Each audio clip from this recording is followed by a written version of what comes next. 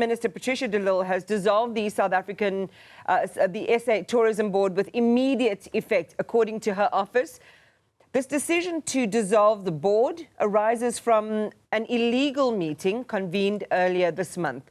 Back in July, Minister de Lille had cautioned the board about failing to follow proper governance procedures, which she said undermined the board's integrity and could render any meetings procedurally invalid. De Lille's office also saying that members of the board were informed about the decision yesterday, but they had been given time to submit written representations on why the board shouldn't be dissolved. Well, let's talk to one of those board members now, former SA Tourism Board member Lawson Naidoo. Lawson, good morning to you. And welcome to the program. As I said, they're a former board member now. Your thoughts on how the minister is framing the action that she's now taken. Good morning and welcome, by the way, if I haven't already said it. Good morning and thank you so much. There's a lot to unpack here and I'm not sure that we have the time. But I think that the first point to make is that the minister has ostensibly dissolved the board on the basis that we had an irregular meeting on the 1st of August. The fact of the matter is that there was no such meeting that was held.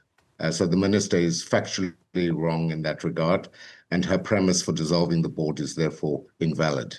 What the board did do, which is explicitly provided for in the Tourism Act, is to pass a round-robin resolution, which it is entitled to do, even in the absence of a chairperson, so long as there's a majority of the members vote in favor of that resolution. In this case, it was a unanimous decision. And that decision was to appoint me as a representative or spokesperson of the board due to the resignation of the previous chair the previous day. The Act also says that it is incumbent upon the minister, and the Act uses the word must, appoint a chairperson and a deputy chairperson. The minister has failed to appoint a deputy chairperson for many months and had taken no steps to appoint an acting chair. In those circumstances, our duties as board members, our fiduciary duties, do not magically be suspended. We retain those fiduciary duties, and we were acting in accordance with that, which included placing the CEO on a precautionary suspension because we were alerted to alleged violations of labor policy of misconduct by the CEO. The minister has singularly failed to address any of those substantive issues around the conduct of the CEO.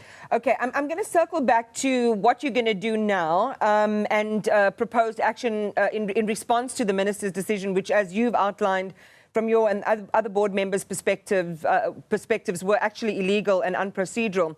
But I want to stick to this question around the CEO, Nombulelo Guliwe, because the decision, it would appear, to have her suspension or suspended came shortly after the 100 million rand Palm Express tender scandal. Just talk to us more explicitly about the suspension and its links to that controversy, and if so, what concerns specifically prompted the board's action in that regard?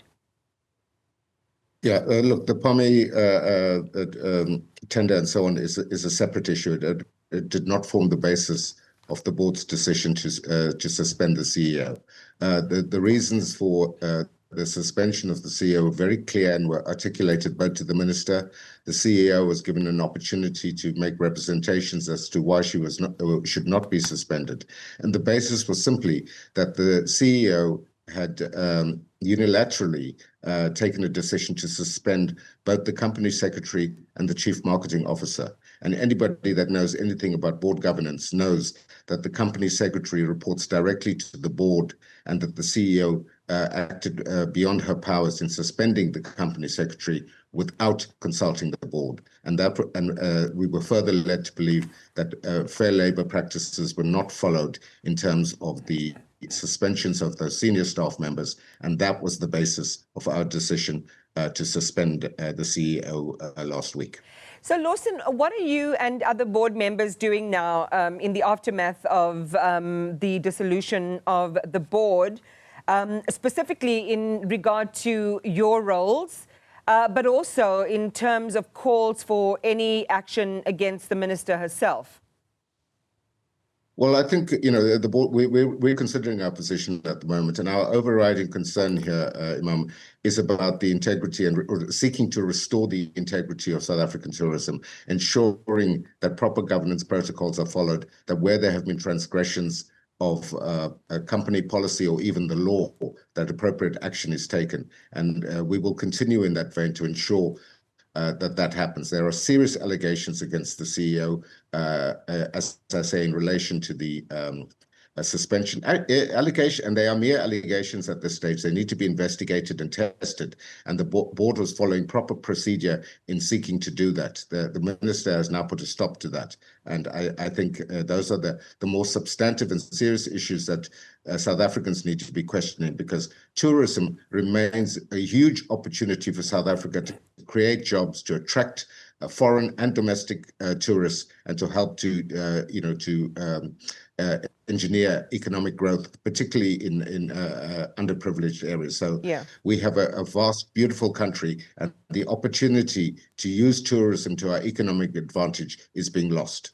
We'll talk about stability momentarily, but what you keep returning to, Lawson, is the actions of the minister and I guess accountability as well. How does that play out practically now? Well, the minister is reports to the president. She accounts to the portfolio committee in Parliament, and we're pleased to see that the portfolio committee has stated publicly yesterday that they will be calling the minister to explain what is going on. I would certainly hope that the portfolio committee also calls members, as we are now our former members of the board, to hear our perspective, so that the committee can take the appropriate action that is required in order to restore SAT to where it belongs, and to ensure that proper governance protocols are followed, that the principles of corporate governance are actually adhered to, and that there is a separation between the ministerial authority and the board's role to ensure proper governance within South African tourism.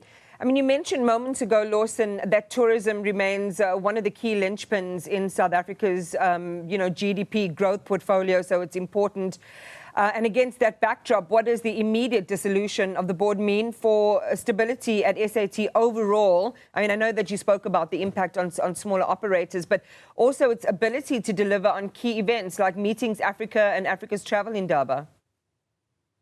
Well, Imam, we had a meeting with the Tourism Business Council of South Africa last evening, where some of these concerns by, key industry role players were expressed, that this creates a level of instability in the sector, not just within South African tourism as a destination marketing organization, but in the whole of the tourism ecosystem now.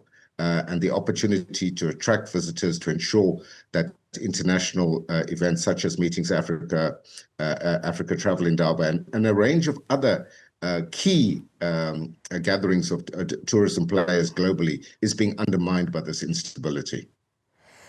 All right. So given the governance crisis, which clearly is there one way or another, depending on which perspective you're looking at it from, the Institute of Directors, we had them on the program last night warning about, quote, red flags.